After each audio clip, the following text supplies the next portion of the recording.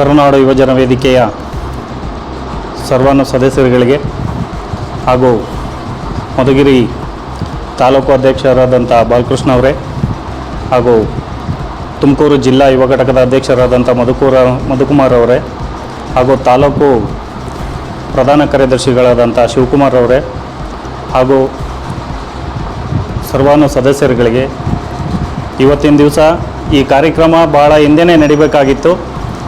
ಕಾರಣಾಂತರಗಳಿಂದ ಮುಂದೂಡಿದ್ದಾರೆ. ಆದರೂ ರೂಪುರೇಷೆ ಇಲ್ಲದೇ ದಿಢೀರಂತ ಮಾಡಿದ್ದಾರೆ. ಅದರಿಂದ ಇವತ್ತು ಸ್ವಲ್ಪ ತಡವಾಗಿ ನಡೀತಾ ಇದೆ.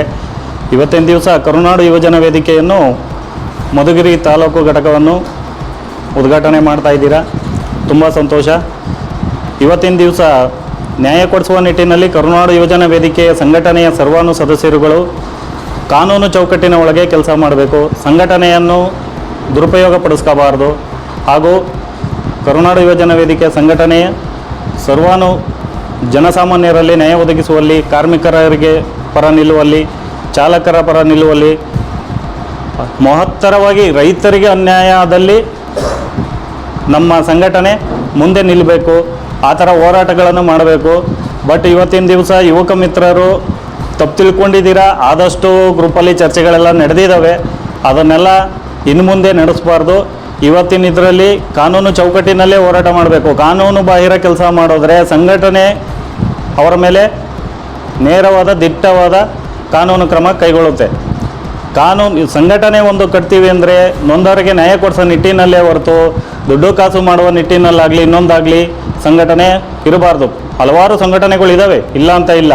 ಬಟ್ ಸಂಘಟನೆಯಲ್ಲಿ ಕೆಲಸ ಮಾಡ್ತೀವಿ ಅಂದರೆ ನಾವು ಒಬ್ಬರು ಪರ ನೊಂದವ್ರ ಪರ ನಿಲ್ತೀವಿ, ನೊಂದವರಿಗೆ ನ್ಯಾಯ ಕೊಡಿಸ್ತೀವಿ ಅನ್ನೋ ನಿಟ್ಟಿನಲ್ಲಿ ಒಂದು ಸಂಘಟನೆಯಲ್ಲಿದ್ದ ಮೇಲೆ ನಿಮಗೆ ಗೌರವ ಸಿಗುವಂಥ ಎಲ್ಲ ಗೌರವಗಳು ಸಿಗ್ತವೆ. ಆದ್ದರಿಂದ ದಯವಿಟ್ಟು ನೊಂದರ ಪರವಾಗಿ ನಿಲ್ಲಿ, ರೈತರ ಪರವಾಗಿ ನಿಲ್ಲಿ, ಚಾಲಕರ ಪರವಾಗಿ ನಿಲ್ಲಿ. ನೊಂದವರ ನಿಟ್ಟಿನಲ್ಲಿ ನ್ಯಾಯ ಕೊಡಿಸೋ ನಿಟ್ಟಿನಲ್ಲಿ ಕಾನೂನು ಪರವಾಗಿ ನಿಂತ್ಕೊಂಡ್ರೆ ಸಂಘಟನೆಯಿಂದ ಸಂಪೂರ್ಣ ಸಹಕಾರ ಸಿಗುತ್ತೆ.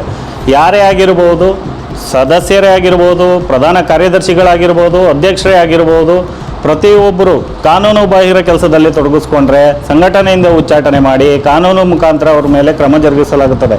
ಇವತ್ತಿನ ದಿವಸ ಒಂದು ಸಂಘಟನೆ ಅಂದರೆ ಒಂದು ಒಗ್ಗಟ್ಟು, ನಮ್ಮಲ್ಲಿ ಒಗ್ಗಟ್ಟಿಲ್ಲ, ಅದನ್ನು ನಾವು ಬೆಳೆಸ್ಕೋಬೇಕು ಅನ್ನೋ ನಿಟ್ಟಿನಲ್ಲಿ ಇವತ್ತು ಮಧುಗಿರಿಯಲ್ಲಿ ಏನು ತಾಲೂಕು ಘಟಕ ಒಂದು ಉದ್ಘಾಟನೆ ಮಾಡಿದ್ದಾರೆ.